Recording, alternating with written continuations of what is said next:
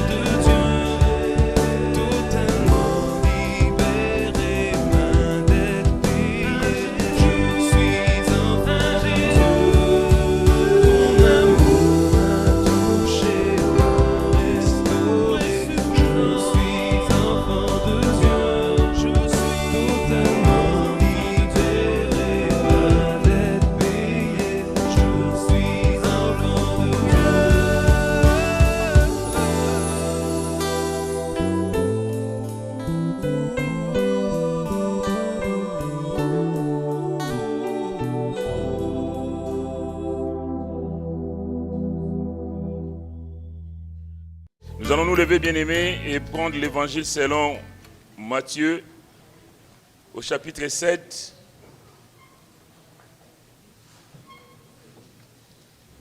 Nous allons lire quelques versets. Nous commençons au verset 1er. Il nous est dit, Matthieu, chapitre 7, « Ne jugez point afin que vous ne soyez point jugés, car on vous jugera du jugement dont vous jugez, et l'on vous mesurera avec la mesure dont vous mesurez.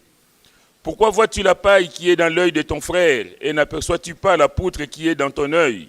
Ou comment peux-tu dire à ton frère, laisse-moi ôter une paille de ton œil, toi qui as une poutre dans le tien?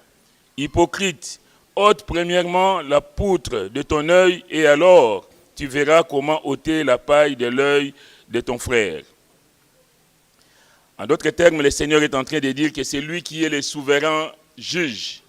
C'est lui qui décide de tout et c'est lui qui a le dernier mot dans toutes circonstances. Que ce n'est pas à nous de de nous juger entre nous. Au verset 21, il est dit, « Ceux qui me disent, Seigneur, Seigneur, n'entreront pas tous dans le royaume des cieux, mais celui-là seul qui fait la volonté de mon Père qui est dans les cieux. Plusieurs me diront en ces jours-là, Seigneur, Seigneur, n'avons-nous pas prophétisé par ton nom?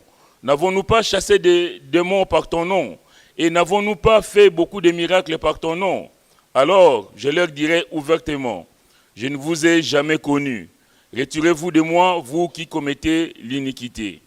C'est pourquoi quiconque entend ces paroles que j'ai dites et les met en pratique sera semblable à un homme prudent qui a bâti sa maison sur le roc. La pluie est tombée, les torrents sont venus, les vents ont soufflé et se sont jetés contre cette maison. Elle n'est point tombée parce qu'elle était fondée sur le roc. Mais quiconque entend ces paroles que j'ai dites et ne les met pas en pratique sera semblable à un homme insensé qui a bâti sa maison sur le sable. La pluie est tombée, les torrents sont venus, les vents ont soufflé et ont battu cette maison.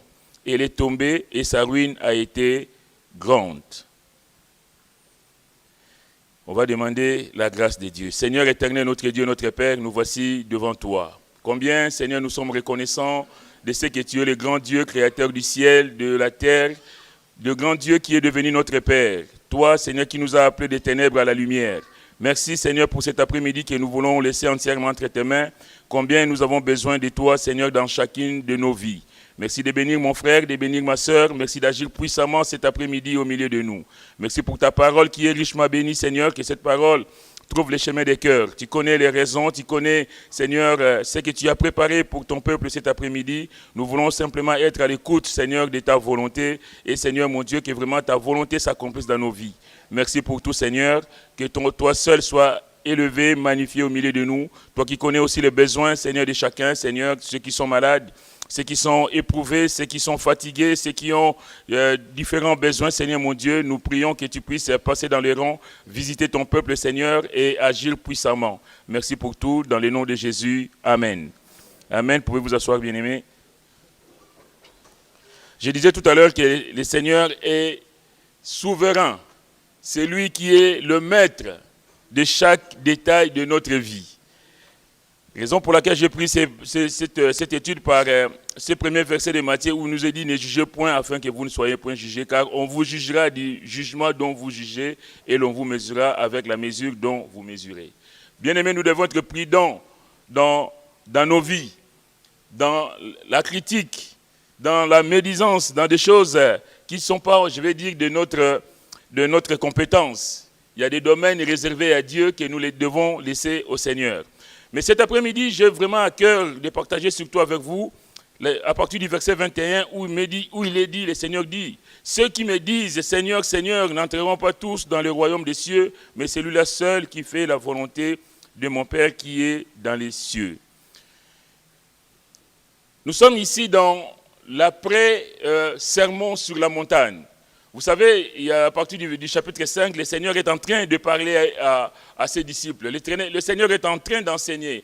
Il va donner les béatitudes, il va donner différents principes de la vie chrétienne, notamment de pardonner aux ennemis, de ne pas avoir deux maîtres, plein de choses, le Seigneur va parler. Il arrive ici, il va donner cet avertissement pour dire qu'il y en a qui vont dire « Seigneur, Seigneur ». Il y en a qui vont avoir l'apparence de la piété, l'apparence des enfants de Dieu, mais qui ne le seront, qui ne sont pas de vrais enfants de Dieu. Et le moment venu, le Seigneur risque de les mettre dehors, on va dire. C'est un avertissement donc du Seigneur à une certaine catégorie de chrétiens. D'ailleurs, le prophète Ésaïe lui-même avait dit, le prophète Ésaïe, Dieu parlant par la bouche de son serviteur, il dit, « Quand ce peuple s'approche de moi, il m'honore de la bouche et des lèvres, mais son cœur est éloigné de moi. Et la crainte qu'il a de moi n'est qu'un précepte des traditions humaines. » Dieu connaît la vie de chacun. Dieu connaît En fait, quand nous cherchons la face de Dieu, nous venons à Dieu. Merci Seigneur. Dieu ouvre les portes. Ouvre son cœur pour nous. Est-ce que nous ouvrons le nôtre pour lui? C'est ça la question. Quelquefois, nous voulons des bénédictions, c'est normal, nous cherchons tous à être bénis. Mais est-ce que nous restons, est-ce que nous appliquons la volonté de Dieu dans nos vies? Le mot Seigneur, c'est le mot qui donne Yahvé. Donc quand le Seigneur emploie ce mot, il sait de quoi il parle.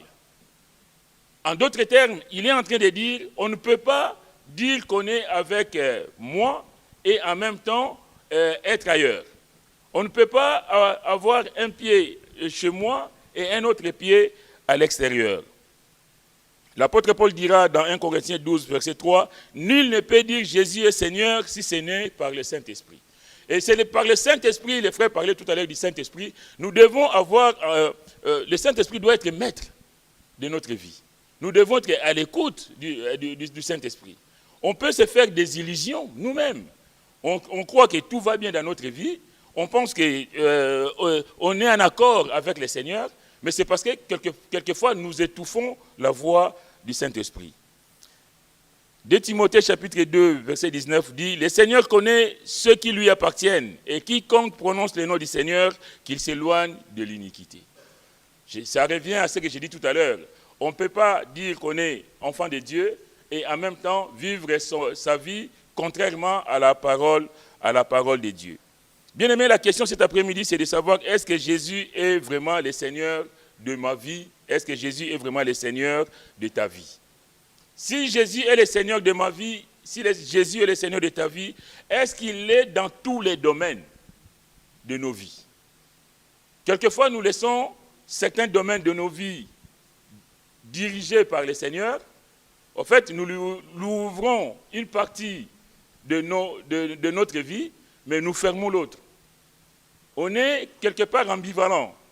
On est chrétien, mais en même temps, on fait quelquefois des choses qui ne sont pas pour la gloire de Dieu. Et ça, le Seigneur n'en veut pas. C'est ça, le Seigneur n'en veut pas. Il dit, ceux qui me disent Seigneur, Seigneur, n'entreront pas tous dans le royaume des cieux. La question est de savoir cet après-midi, pourquoi dit-il cela? Pourquoi n'entreront pas-ils? La réponse, Romains chapitre 2, verset 13. Ce ne sont pas en effet ceux qui écoutent la loi qui sont justes devant Dieu, mais ce sont ceux qui la mettent en pratique qui seront justifiés. On peut écouter la parole de Dieu, et puis ça peut nous glisser sous la peau, ça ne nous fait rien du tout. J'ai dit ça parce que personnellement, j'ai beaucoup d'expérience de certaines personnes, soi-disant chrétiens, qui sont réguliers dans la vie de l'Église. Bien-aimé, Dieu n'a pas besoin de gens, Dieu n'a pas besoin d'adhérents. Dieu, le Seigneur a besoin de ceux qui lui donnent son cœur, leur cœur, de ceux qui lui appartiennent. Parce que quelque part, on va y arriver, on fait comme tout le monde. Tout le monde va à l'église, moi je vais à l'église. Dans mon pays, c'est un pays 90% chrétien, les dimanches tout le monde se lève, tout le monde bien habillé, tout le monde va à l'église, allez moi aussi. Mais le cœur n'y est pas. Et ça, vous ne vous mentez qu'à vous-même. Et ça, c'est terrible. Et le Seigneur a besoin, bien-aimés, quand nous écoutons cette parole-là, aujourd'hui-là, de se remettre en question. L'enfant de Dieu, c'est celui qui se remet en question en permanence. Par rapport à ce matin, par rapport à midi, par rapport à tout à l'heure, par rapport au coup de fil que j'ai eu tout à l'heure, par rapport à la réponse que je viens de donner à l'instant même à mon frère, à ma soeur, on se remet en question. Est-ce que je suis en accord avec le Seigneur? Beaucoup écoutent la parole à l'église, sur Internet, mais ne changent pas de vie. Je veux dire, quelle catastrophe. Il y a des gens, même chez eux, maintenant avec Internet, c'est en boucle. On peut écouter la louange en boucle, des prédications en boucle. Mais ce sont des personnes, dès qu'il y a le moindre... il se passe quelque chose dans sa vie, on voit que alors toutes les nuits passées à écouter l'évangile en boucle n'ont servi à rien. Il suffit qu'il y ait quelque chose, une contrariété, on va dire. Et puis, baf, là on voit toute son ancienne vie qui ressurgit. Les nuits passées à écouter l'évangile, les nuits passées à louer Dieu n'ont servi strictement à rien du tout. Que Dieu nous aide, bien-aimés, à franchir des paliers avec le Seigneur. Que Dieu nous aide à aller de l'avant avec lui. Nous voulons des bénédictions, merci Seigneur, ça il envoie de soi. Tout enfant attend de son père et de ses parents, de sa mère, qu'il soit béni. Mais nous, c'est pareil, nous sommes des enfants de Dieu. Mais combien le Seigneur a besoin que nous marchions la main dans la main. N'entrerons pas tous dans le royaume des cieux, mais celui-là seul qui fait la volonté de mon Père qui est dans les cieux. Le Seigneur dira avec la femme samaritaine que Dieu cherche les vrais adorateurs, ceux qui l'adorent en esprit et en vérité. Pas ceux qui veulent se faire voir. Il y a des gens qui veulent se faire voir, on pense qu'ils sont très spirituels, on pense que, comme on dit en français, on leur donnerait le ciel sans confession. En réalité, il n'y a rien. En réalité, il n'y a rien. Bien-aimés, combien nous avons besoin, chacun de nous, se remettre en question, chacun de nous, chercher à avoir cette communion avec le Seigneur, afin que ce jour-là, le moment venu, nous puissions être avec lui. D'ailleurs, il est dit au verset 22, plusieurs me diront en ces jours-là, mais de quel jour s'agit-il? Mais c'est du jour du Seigneur. Les jours où Jésus reviendra, ça c'est maintenant dans toutes les églises on en parle. Jésus revient dans nos chants. Jésus revient, alléluia, oui il revient. Mais quand il reviendra, est-ce que seras-tu prêt?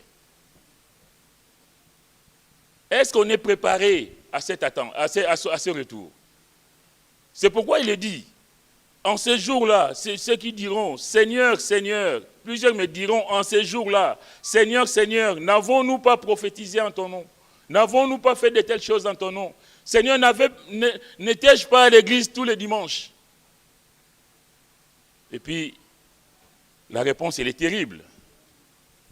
Alors, je leur dirai ouvertement, je ne vous ai jamais connu. C'est terrible. En d'autres termes, je ne vous ai jamais connu, il n'y a jamais rien eu entre nous. Oh là! Je ne sais pas si vous me suivez, mais c'est terrible. Et même moi qui vous parle, imaginez ces jours-là, le Seigneur te dit, mais Jean, il n'y a jamais rien eu entre nous. Oh mon Dieu! Toutes ces années à l'église, et il n'y avait rien. C'est terrible. Bien-aimés, réfléchissons. Que nos vies ne soient pas comme avant. Sortant d'ici, qu'on puisse dire, je ne sais pas quand Jésus revient. Je ne sais pas ma vie jusqu'où elle va aller. Mais Seigneur, j'ai besoin de toi. Montre-moi là où ça ne va pas. Donne-moi, ouvre-moi mes yeux, Seigneur, que je puisse voir. Afin que je ne sois pas rejeté, comme tu l'as dit ici. Alors je leur dirai ouvertement, je ne vous ai jamais connu. Retirez-vous de moi, vous qui commettez l'iniquité. Il y a une autre version qui dit, vous ouvriez. C'est-à-dire, vous travaillez pour l'iniquité. Vous travaillez pour le péché. C'est terrible. C'est terrible. Je sais que quand on vient à l'église, on entend souvent des messages où on nous dit que Jésus guérit. Alléluia, merci Seigneur. Ou Jésus bénit. Oui, Seigneur, merci parce que tu bénis. Tu es le Dieu de la bénédiction. Les bons bergers donnent sa vie pour ses brebis. Il veut qu'ils soient en abondance. Merci Seigneur. On n'aime pas, même moi qui vous parle, je dis, mais Seigneur, c'est vraiment toi qui parle de ça. Mais moi, j'en sais rien, mais le Seigneur me conduit de parler de ça cet après-midi. Parce que lui, il connaît le besoin, il connaît les cœurs, bien-aimés. En ces jours-là, Jésus viendra chercher son église, selon 1 Thessaloniciens 5, verset 2. Est-ce que tu feras partie, si le Seigneur revenait aujourd'hui, est-ce que tu serais du lot, je veux dire? Est-ce que tu serais du voyage? Quand Jésus viendra régner avec l'Église sur la terre, est-ce que tu seras de la fête aux noces de l'agneau? Est-ce que tu seras là par rapport à ta vie présente? Et je disais, ne jugez point. Hein. Je ne suis pas en train de juger. J'en sais rien. Mais que chacun s'examine soi-même. On le dit tous les matins ou souvent à la Sainte Seine. Que chacun s'examine. Parce que le moment venu, bien-aimé, Dieu n'est pas un Dieu arbitraire.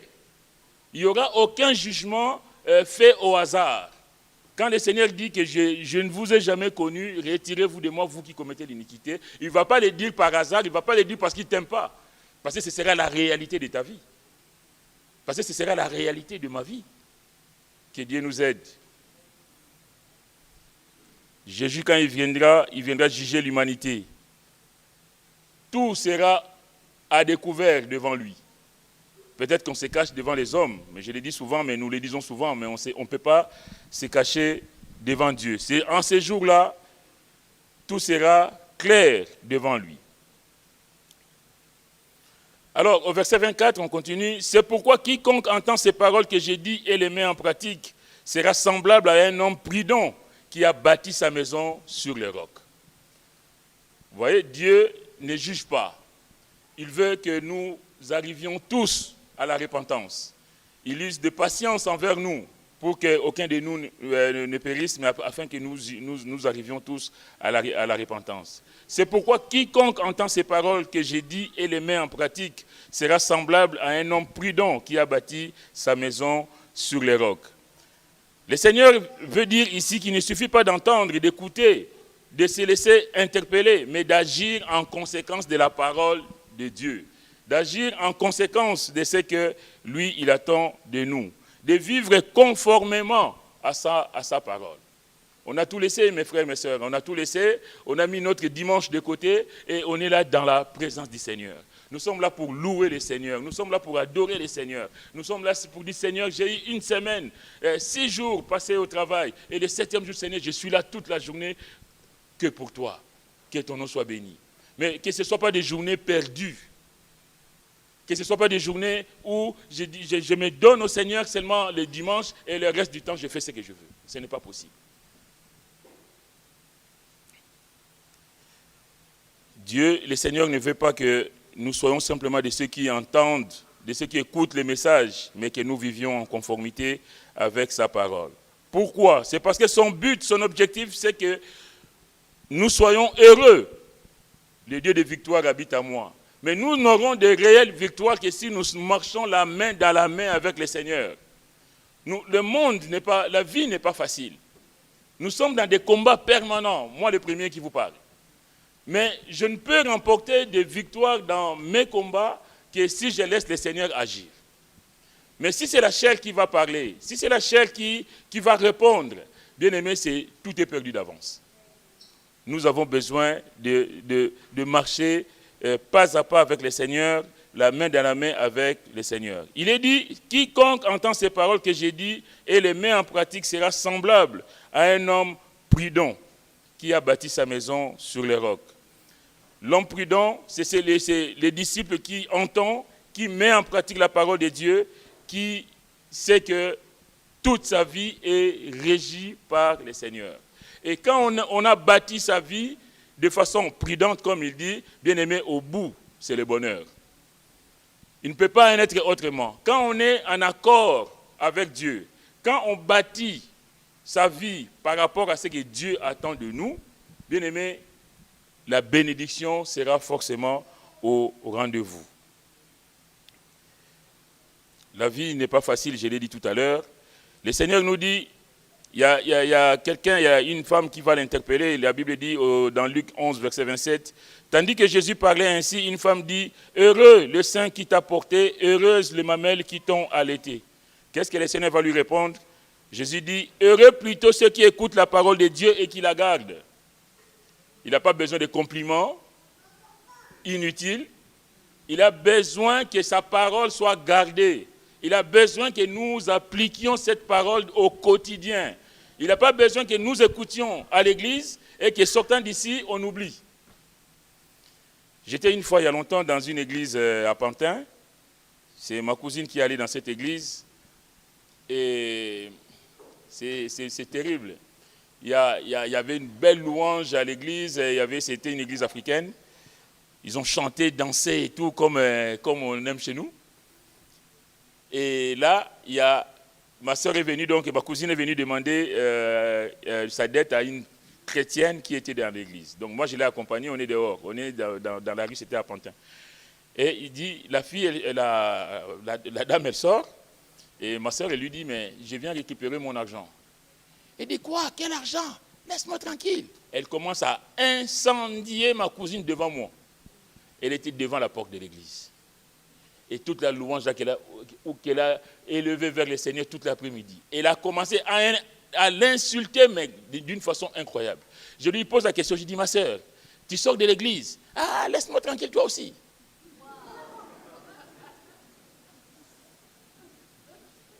Mais ça, c'est pour dire que ça nous arrive à nous aussi. Quittant l'assemblée, peut-être que dans la rue là, quelqu'un va te regarder de travers, comment est-ce que tu vas réagir?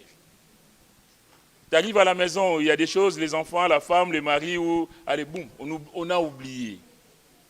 Toute la louange, toute l'ardeur, tout ce que j'ai pu donner au Seigneur, tout perdu. Combien nous avons besoin de laisser le Seigneur agir, de laisser le Seigneur répondre. Que Dieu nous aide. Heureux plutôt ceux qui écoutent la parole de Dieu et qui la gardent. Les disciples qui entendent et qui mettent en pratique la parole de Dieu sera un homme prudent ou un homme sensé. Et je vais dire que ce sera quelqu'un d'heureux.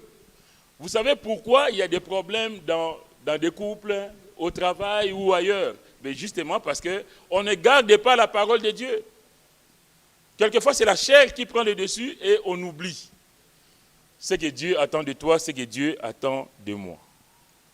L'homme prudent, il est prudent pourquoi? Parce cet homme ne va pas bâtir sa vie spirituelle n'importe comment. Il ne va pas vivre sa vie au quotidien n'importe comment. Mais il est prudent parce qu'il sait qu'il y a un avenir qui l'attend. Vous savez, quand vous avez un projet, vous savez que lundi, il y a ça, mardi, mercredi, j'ai un tel rendez-vous. Il y a une façon de faire les choses. On ne fait pas les choses n'importe comment, parce que je sais que j'ai un objectif à atteindre. Quand j'ai passé mon diplôme, j'ai passé peut-être une dizaine de stages. Mais à chaque stage, je me faisais tout petit. Quand ça sonnait, j'étais le premier à répondre. Mon objectif, c'est d'avoir mon diplôme. Même quand on ne me demandait pas, Jean, je courais.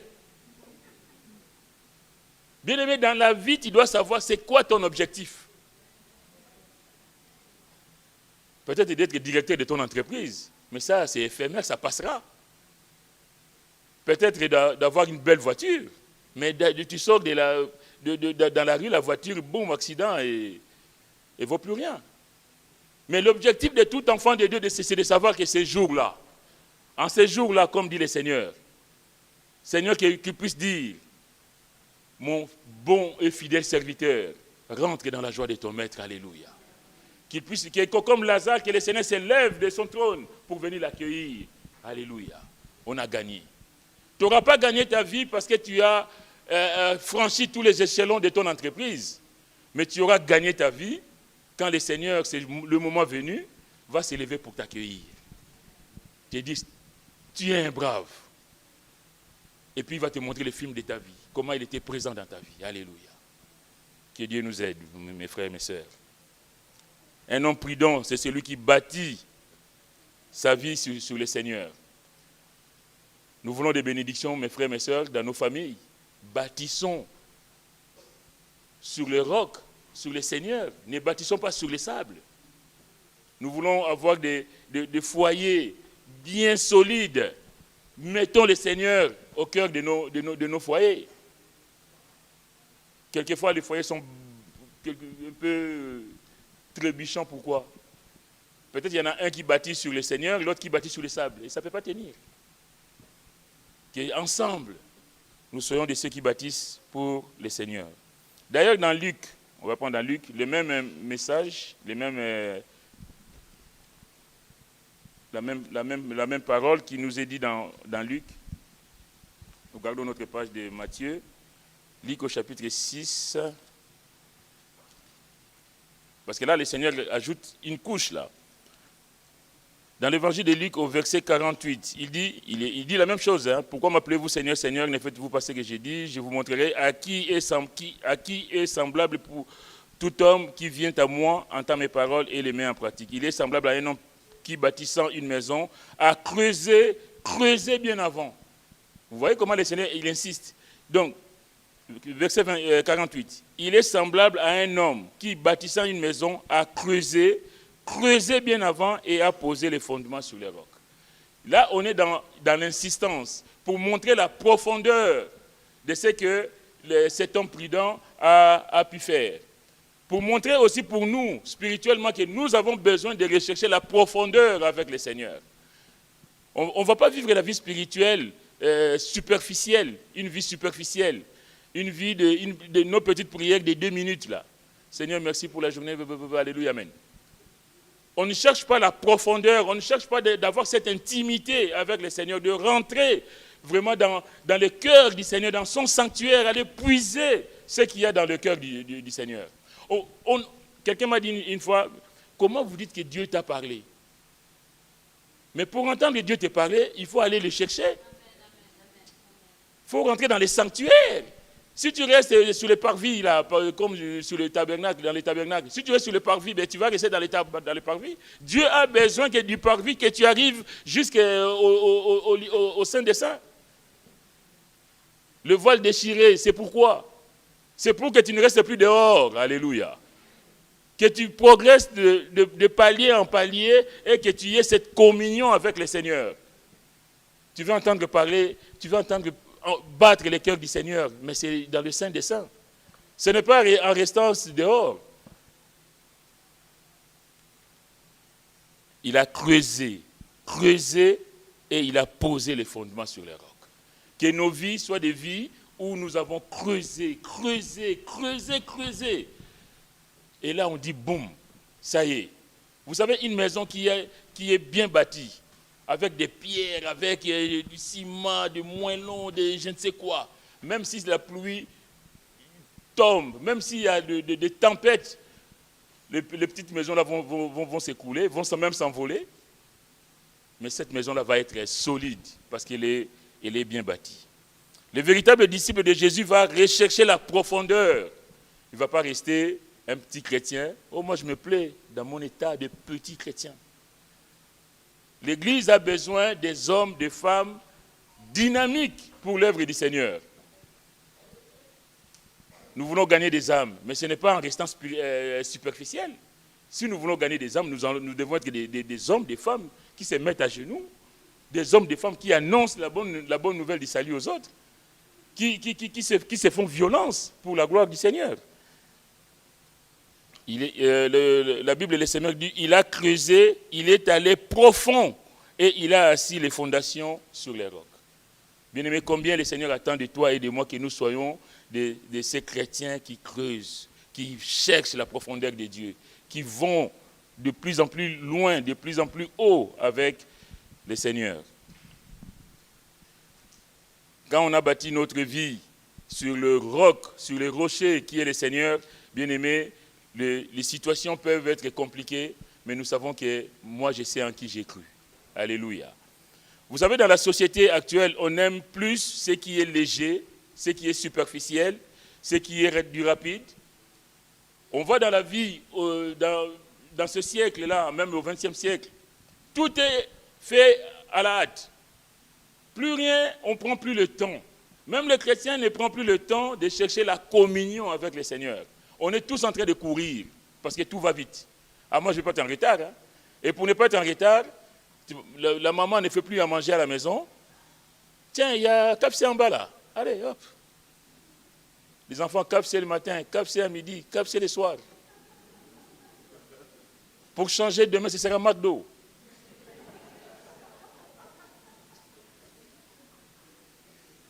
Bien aimé, on en rigole, mais ça fait quoi au final? Des enfants obèses. Pour ne pas avoir pris soin des enfants que Dieu t'a donnés, tu en rendras des comptes. Ces enfants qui vont souffrir de diabète, de maladies cardiovasculaires et autres, parce que la maman, toi, tu étais, et le papa d'ailleurs, hein, parce que tous les deux, vous étiez pressés, parce que tous les deux, vous n'avez jamais eu le temps de faire un repas sérieux à vos enfants, parce que c'était la vie, on nous va dire que c'était la mode. Mais c'est le 21e siècle, hein, le siècle de vitesse. Courez bien. Mais ces jours-là, retenez bien, en ces jours-là, vous qui n'avez jamais cherché cette communion avec le Seigneur, vous en rendrez des comptes. Tout va vite.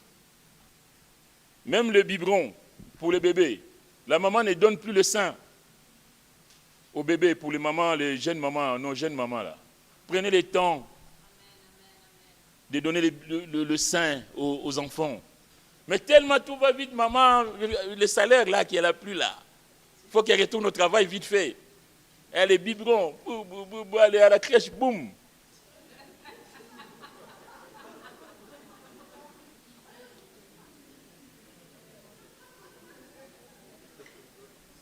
On n'a plus le temps. On n'a plus le temps. Même nous, les papas, on rentre à la maison, fatigués, tu n'as pas le temps de passer quelques moments avec les enfants. Les enfants vont faire les devoirs tout seuls, ils vont se débrouiller. L'enfant qui t'appelle dit, mais va sur Internet. Papa, Internet. Et ton rôle de père, tu ne le fais plus. Tu cours, la maman court, les enfants sont largués. Bien aimé, on en rendra des comptes. On en rendra des comptes. On peut en rire cet après-midi, mais on en rendra des comptes. La société aime ce qui est léger, superficiel, du rapide. Mais bien aimé, prenons le temps, nous, de faire les choses selon la volonté de Dieu. Et même je prends encore l'exemple, vous savez que moi j'aime bien les exemples de couples. Pareil, dans les couples du monde, pour rien, ils vont se déchirer. Ils vont, voilà, c'est la bagarre. Mais dans un couple chrétien, on va prendre le temps. Ah chérie, on n'est pas d'accord. D'accord, on va prier. On va chercher la face du Seigneur. On se met à genoux. Mais tellement on vit dans une société où tout est permis. Mais tout est permis, mais tout n'édifie pas. Hein. Tout est permis, la liberté. Mais si tu voulais la liberté, tu restes seul. On ne s'engage pas avec quelqu'un pour venir clamer sa liberté dans chez moi. Je suis une femme libre. Oh là!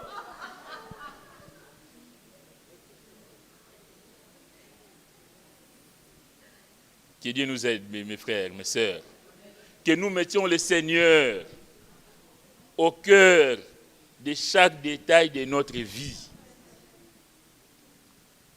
Mais quand on veut vivre comme le monde, évidemment, nos vies, que ce soit la vie familiale, professionnelle et autres, bien aimés, ne seront pas conformes à la volonté de Dieu et les cœurs de Dieu souffrent. Le Seigneur ne conduira en tout cas jamais sur ce qui est superficiel, léger, mais toujours dans les profondeurs. Vous savez quand Pierre, l'appel de Pierre d'ailleurs, dans Luc chapitre 5, quand le Seigneur va prêcher et il va dire à Pierre qu'est-ce qu'il va lui dire d'ailleurs? Il dit, avance en pleine eau. Il dit, va plus loin. C'est-à-dire qu'un enfant de Dieu ne doit pas rester au bord de la mer. Un enfant de Dieu va plus loin. Un enfant de Dieu va dans les profondeurs. On va prendre ça d'ailleurs, c'est Luc chapitre 5, au verset 4. Lorsqu'il eut cessé de parler, il dit à Simon, avance en pleine eau et jetez vos filets pour pêcher. Parce qu'au bord, là, il y a des petits poissons. Tu veux attraper de gros poissons? Va en pleine eau. Tu veux avoir de grosses bénédictions, mon frère, ma soeur? Cherche la profondeur avec le Seigneur. Ne sois pas un chrétien, une chrétienne superficielle, mais un chrétien, une chrétienne qui cherche la profondeur du Seigneur. Avancez en pleine eau et jetez le filet. Et la Bible dit, Simon lui répondit, Maître, nous avons travaillé toute la nuit sans rien prendre, mais sur ta parole, je jetterai le filet. Et il a obéi. Il n'est pas resté au bord, mais il est allé plus loin. Il faut toujours, avec le Seigneur, aller le plus loin possible pour avoir de grandes bénédictions. Il faut qu'il y ait une profondeur dans l'expérience de la conversion, de la repentance, dans la vie de l'esprit et dans l'amour de la parole de Dieu. Vous savez, quelquefois aussi, j'ai mis dans mes notes, il y a des demi-conversions. La personne n'est pas réellement convertie. Quelquefois, par rapport à nos actes, même les gens qui nous regardent, disent, mais toi, tu es vraiment chrétien, toi? Moyen, c'est une demi-conversion. On est chrétien, mais à moitié. Ce n'est pas possible. Et il y a aussi des demi-repentances. J'aime le passer quand il parle souvent de la pleine repentance. Une repentance doit être sincère. Une repentance doit être complète. On ne fait pas une demi-repentance et puis le reste, on continue comme avant. Mais on doit tout abandonner. Que Dieu nous aide à aller plus loin. Nous devons être de ces chrétiens qui ont faim et soif du Seigneur. Nous voulons voir la main du Seigneur, nous voulons voir la bénédiction du Seigneur. Soyons de ceux qui en veulent. Aujourd'hui, Seigneur, tu m'as béni. Mais je sais que demain, tu vas encore me bénir. Je ne veux pas me contenter des bénédictions d'aujourd'hui. Je sais que demain, tu vas encore faire de grandes choses dans ma vie. Quelquefois, parce qu'aujourd'hui, tu m'as béni, et puis je suis là. Ah, moi, le Seigneur m'a béni. Hein. Mais le Seigneur te bénit, mais tu dois réclamer chaque jour des bénédictions. Un enfant de Dieu doit aller de bénédiction en bénédiction. On ne doit pas s'asseoir sur les bénédictions d'hier, sur les victoires d'hier. Hier, le Seigneur, tu m'as guéri de ma maladie, et puis j'ai dit, oh, le Seigneur. Mais aujourd'hui, je suis encore malade, ou je sais quelqu'un qui est malade, je vais encore prier, je vais encore lever, prier, plier mes genoux pour la gloire du Seigneur. Que le Seigneur, tu m'as béni hier, tu m'as guéri hier, mais aujourd'hui, tu es aussi capable de me guérir aujourd'hui. Hier, c'est hier, mais aujourd'hui, Seigneur, tu vas encore faire des merveilles dans ma vie. Qu'on soit de ceux qui en veulent encore plus et toujours plus. Il a assis les fondements sur les rocs, il a bâti sa maison sur les rocs. Conséquence, la pluie est tombée, les torrents sont venus, mais la maison n'a pas été battue parce qu'elle était sur les rocs. C'est-à-dire que les tempêtes de la vie, mon frère, ma soeur, peuvent s'abattre sur toi. Du moment où tu as Jésus avec toi, tu n'as rien à craindre. Du moment où tu as celui qui a dit « Je suis avec vous tous les jours, jusqu'à la fin du monde », bien aimé, tu n'as rien à craindre. Mais le tout, c'est de bâtir ta vie sur lui. L'apôtre Jean dira, le monde et sa convoitise passent, mais celui qui fait la volonté de Dieu demeure éternellement. Tout ce qu'on dit là, la convoitise du monde, là, de courir pour l'argent, d'oublier sa famille, d'oublier le Seigneur, d'oublier... Tout ça, ça passera. Mais nous devons marcher en sachant qu'il y a un avenir qui nous attend, un avenir éternel, un meilleur avenir que celui que nous pouvons imaginer ici-bas. La pluie est tombée, les torrents sont venus parce qu'elle n'est pas tombée, parce qu'elle est bâtie sur les rocs. Ce qui fera la valeur d'une chose, la valeur d'une famille, d'une maison, d'une vie, ce n'est pas la beauté extérieure, mais c'est la résistance, c'est ce qui est enfoui, c'est ce qui est caché qui va faire la force de ta vie spirituelle, mais de ta vie tout court. C'est ce que tu as sémé dans le Seigneur, c'est ce que tu as bâti avec le Seigneur. Quelquefois, on pense que la beauté extérieure, c'est suffisant pour avoir un mari. Ou pour nous les hommes, si tu as une belle voiture et un peu de pépette, les femmes vont venir. Mais je veux dire, on se trompe tout seul. On se trompe tout seul. Tout ça est passager. Tu peux être la femme la plus belle aujourd'hui et 2 ans, 3 ans, 10 ans plus tard, on ne va pas te reconnaître. Et même les hommes qui te faisaient la cour, ils disent « Ah bon, t'as changé. Ils sont où tes 20 ans ?» C'est fini. Et tu ne voulais pas, peut-être pas de mari parce que tu disais « Oh, moi je suis une belle femme, je trouverai sûrement. » Et puis de sûrement, tu n'as rien trouvé et puis voilà, patatrac, tout s'arrête. Pareil, nous les hommes, on s'est dit « Bon, moi j'ai un peu d'argent, moi les femmes ne me résistaient pas, moi, et puis plus rien. » 50 ans, 60 ans, 70 ans, on se retrouve seul. Et puis on n'a que ses yeux pour pleurer. Que Dieu nous aide, bien-aimés, à saisir le temps de Dieu. À se dire, Seigneur, c'est toi qui conduis ma vie. C'est toi qui mettras quelqu'un sur mon chemin, Seigneur. Même s'il n'est pas terrible.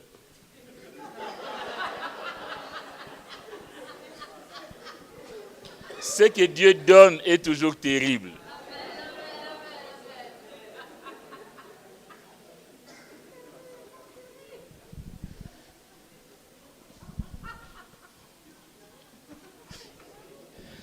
Que Dieu nous aide. Je vais faire vite.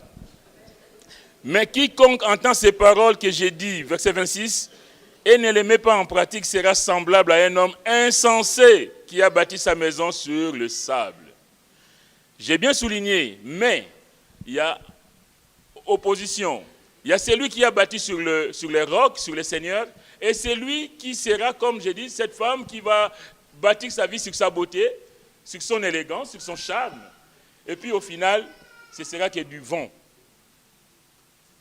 Quiconque qui entend, l'insensé est aussi celui qui entend. Retenez bien les mots. Il a aussi entendu la parole du Seigneur, mais il a quand même bâti sur le sable.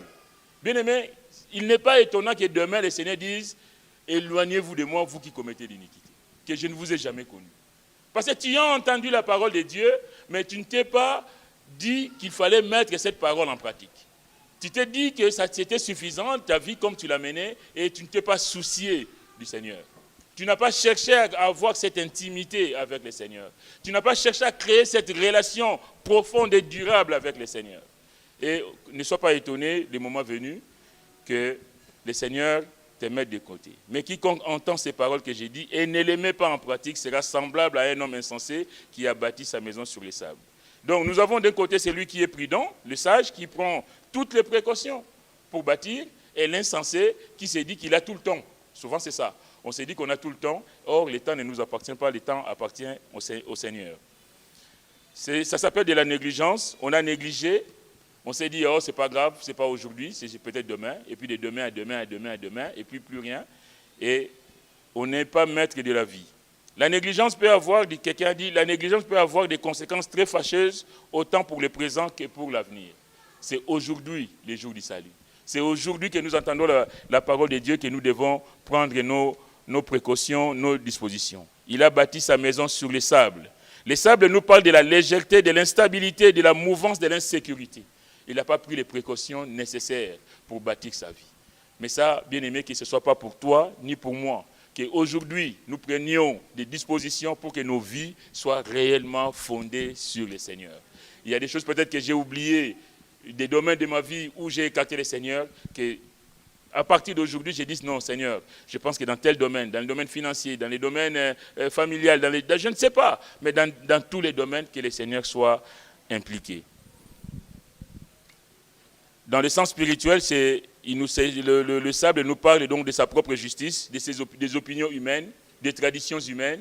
On fait les choses selon la tradition, mais on ne fait pas les choses selon Dieu. Celui qui bâtit sa vie sur du sable s'attache plus à ce qui est extérieur qu'à ce qui est intérieur. Il recherche plus ce qui frappe le regard, mais tout ce qui frappe le regard est appelé à faner, à disparaître un jour.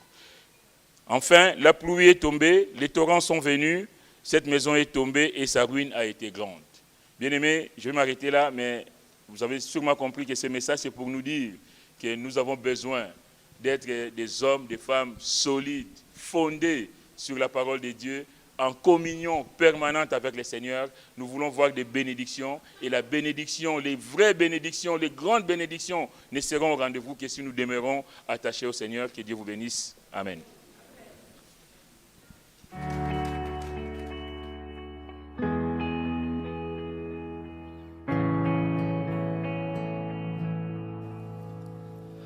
Exalté, il est exalté jusqu'aux cieux, il est exalté,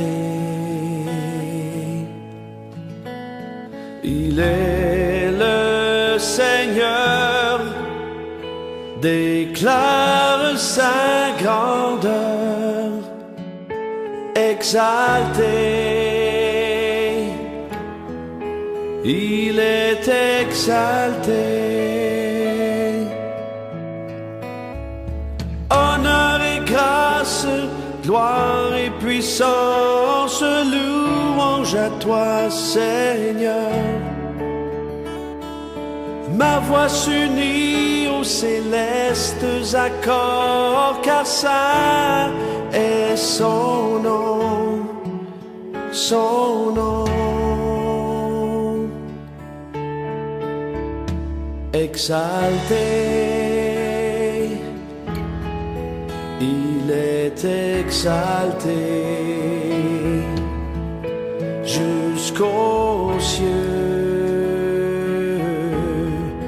il est exalté. Il est le Seigneur, déclare sa grandeur, exalté. Il est exalté. Honneur et grâce, gloire et puissance, louange à toi, Seigneur. Ma voix s'unit aux célestes accords, car saint est son nom. Honneur et grâce, gloire et puissance, louange à toi, Seigneur. Ma voix s'unit aux célestes accords, car saint est son nom, son nom.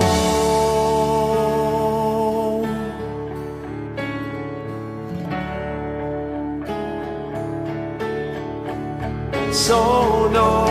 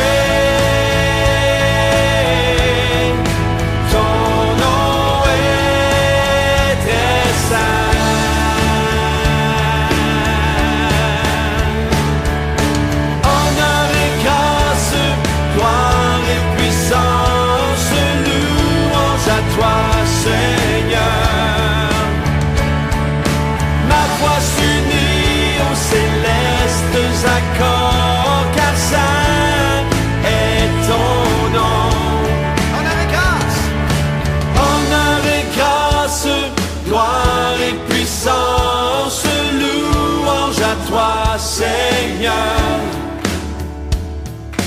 ma voix s'unit aux célestes accords.